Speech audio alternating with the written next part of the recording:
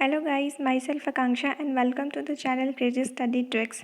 आज का जो वीडियो है, इस वीडियो में हम लोग जो गंगा के बारे में पढ़ेंगे और उनकी जितनी भी सहायक नदियाँ, जितनी भी ट्रिब्यूटरीज़ हैं, उन्हें हम याद करेंगे और उनके बारे में डिटेल में पढ़ेंगे। तो चलिए शुरू करते हैं। तो देखिए, इस मैप को मैंने सबसे पहले रखा है। तो इस मैप से पहले हम देखते हैं कि ये जो मेन स्ट्रीम है, जो आपकी मोटी लाइन दिख रही है, ये वाली, ये है जो मेन रिवर गंगा। तो इसके बारे में देखिए, जो गंगा है इसका ओरिजिन कहाँ होता है। इसका ओरिजिन उत्तराखंड में एक गंगोत्री ग्लेशियर से होता है। किससे होता है? गंगोत्री ग्लेशियर से। तो ये चीज़ है। तो गंगा देखिए यहाँ से निकली, यहाँ से होते हुए यूपी से। अब देखिए गंगा जो है किन किन राज्यों में से होके गुजरती है। तो गंगा उत्तराखंड से निकल रही है, तो उत्तराखंड तो होगा ही। उत्तराखंड से निकलने के बाद कहाँ? बिजनौर से होते हुए उत्तर प्रदेश में एंटर करती है। ठीक है, उत्तर प्रदेश में एंटर करने के बाद ये जो झारखंड यहाँ पड़ता है, तो झारखंड से सिर्फ एक ज़िले से, सिर्फ झारखंड के सिर्फ एक ज़िले से होके गुजरती है। तो कहीं कहीं आपको झारखंड नहीं मिलेगा, लेकिन झारखंड से गंगा नदी गुजरती है।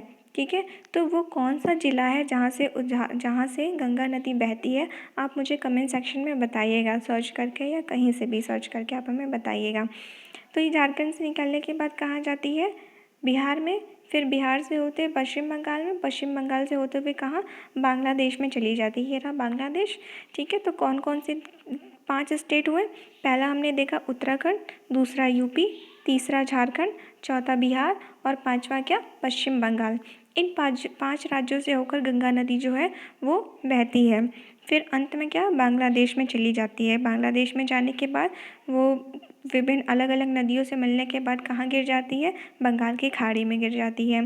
तो हम देखिए, हमने सबसे पहले देखा कि गंगा नदी का ओरिजिन कहाँ से होता है। तो गंगा नदी का ओरिजिन जो है वो गंगोत्री ग्लेशियर से होता है। क्लियर?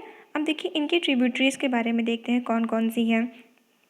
तो देखिए गंगा नदी, देखिए हम जानेंगे कि इसमें कौन सी लेफ़्ट बैंक ट्रिब्यूटरीज़ होती है, कौन सी राइट बैंक ट्रिब्यूटरीज़ होती है। इनको 2 पार्ट में हम लोग पढ़ेंगे। तो लेफ़्ट और राइट, तो हम कैसे जानेंगे कौन सा लेफ़्ट ट्रिब्यूटरी है, कौन सा राइट ट्रिब्यूटरी है? देखिए इसे जानने का एक तरीका है कि जिस तरफ नदी का बहाव होता है, जिस तरफ नदी का फ़्लो होता है, आप उस तरफ अपना मुँह करके खड़े हो जाइए। ठीक है, तो ये नदी का बहाव जो है वो इस तरफ है। तो आप अपना अगर मुँह इधर करेंगे तो आपका जो है वो राइट किधर हुआ? राइट आपका इधर हुआ और लेफ़्ट आपका इधर हुआ। क्लियर? आपका राइट इधर हुआ और लेफ़्ट इधर हुआ। तो ये क्या हो गई? लेफ़्ट बैंक ट्रिब्यूटरीज़ और ये हो गई राइट बैंक ट्रिब्यूटरीज़। मतलब ये जो हो गई दाएं साइड की सहायक नदियाँ। तो अब इनके नाम देखते हैं, ये कौन कौन से हैं। तो सबसे पहला आता है कि ये, अब मैं यहाँ पे लिख दे रही हूँ कौन कौन से। तो हम देखते हैं सभी लेफ़्ट बैंक ट्रिब्यूटरीज़। तो लेफ़्ट बैंक ट्रिब्यूटरीज़ में हम सबसे पहले देखेंगे रामगंगा। कौन सी? राम गंगा। उसके बाद देखेंगे गोमती, गोमती। उसके बाद घाघरा। क्या? घाघरा।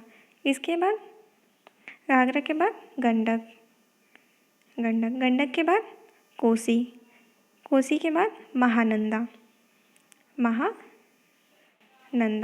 आप इन्हें सिर्फ याद कर लीजिए, उसके बाद आपको कोई भी याद करने की ज़रूरत नहीं है, क्योंकि ये मेन ट्रिब्यूटरीज़ हैं।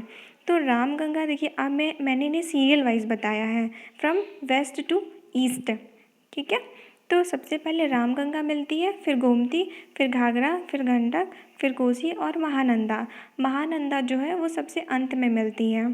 तो देखिए रामगंगा कैसे याद करेंगे? गंगा की सबसे पहली सहायक नदी जो है वो रामगंगा, इसे तो कोई ट्रिक की ज़रूरत नहीं है। और देखिए गोमती, घाघरा और गंडक, ये देखिए तीनों जी से हैं। तो जी से, लेकिन कौन सा पहले है ये हम देखेंगे। देखिए जी जो है, जी के बाद जो पहला लेटर क्या आता है, पहला लेटर का हम देखेंगे किस पहला लेटर जो है वो उसका नंबरिंग क्या है। तो पहला लेटर जी के बाद इसका क्या है? ए, तो 1 हो जाएगा। ओ किस नंबर पे आता है? 15 नंबर पे। और जी किस नंबर पे? 8 आता है। तो आप ये देख रहे हैं कि डिक्रीजिंग ऑर्डर में है ना? 15 है, 8 है और फिर 1 है। तो उसी तरह आप भी कंफ्यूज नहीं होंगे, आप भी पकड़ लेंगे कि कौन सा पहले होगा और कौन सा बाद में। उसके बाद आते हैं कोसी, फिर उसके बाद महानंदा। ये हो गई सारी ट्रिब्यूटरीज। इसे अभी हम आगे देखेंगे। तो ये हो गई आपकी कौन सी? Left bank tributaries. अब राइट बैंक ट्रिब्यूटरीज देखते हैं। मेन जो है राइट बैंक ट्रिब्यूटरीज, मेन जो है वो यमुना जो है वो यहाँ पे ये भी उत्तराखंड से निकलती है। तो एक बंदरपुछ पर्वत है, कौन सा पर्वत? बंदरपुछ पर्वत।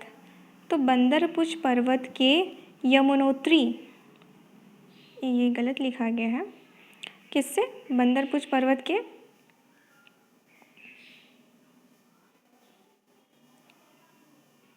यमुनोत्री ग्लेशियर से निकलती है, यमुनोत्री।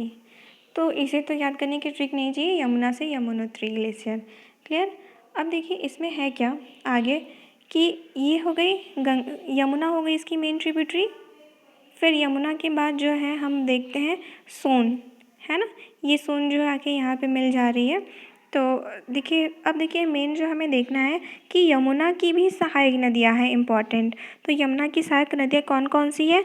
एक तो चंबल है, सिंध है, बेतवा है, ये रही, और यह रहा केन, है ना। तो ये यमुना जो है यहाँ पे मिल रही है। यमुना जो है सभी को पता है कि कहाँ पे मिलते हैं? इलाहाबाद में। इलाहाबाद में संगम है ना, तो वहाँ पे मिलती है।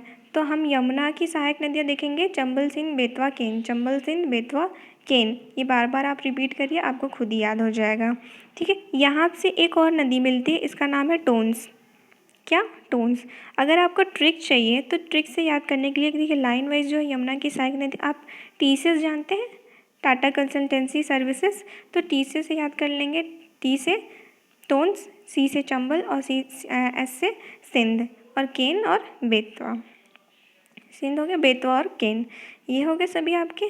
फिर देखिए अब आप एक बात हम आपको सिर्फ बता दे रहे हैं कि जो सिंध है वो यमुना की सहायक नदी है, लेकिन एक आती है काली सिंध। काली सिंध हमेशा याद रखिएगा, वो चंबल की सहायक नदी है। और एक चंबल की एक और सहायक नदी है, वो है पार्वती। तो काली सिंध और पार्वती जो है वो दोनों चंबल की सहायक नदी है। क्लियर?